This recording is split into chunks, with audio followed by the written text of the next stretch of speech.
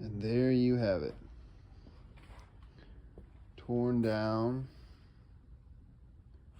All the metal shavings. Overheat. Right, the top of the compressor. Contaminants. That dirt. Black. Not even dirt, just carbon.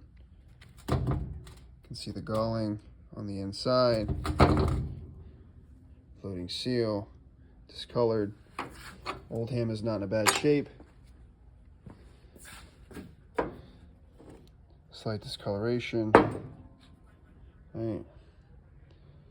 Got some more galling right there towards the center.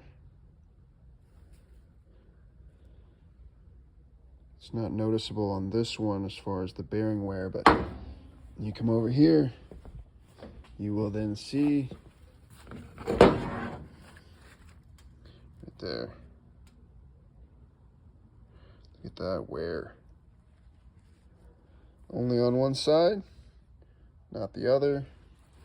Also found large amounts of metal sludge in the shaft itself.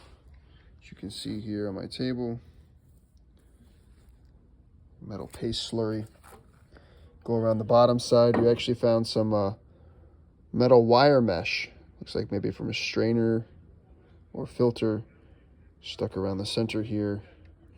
And then you can actually see the sludge here at the bottom, that metal slurry.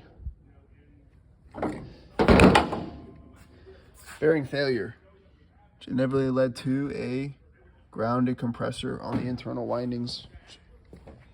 You may be able to see on the backhand side here.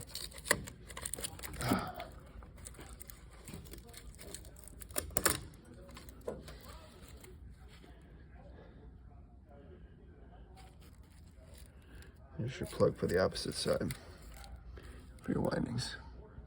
Compressor terminals right there. There you have it.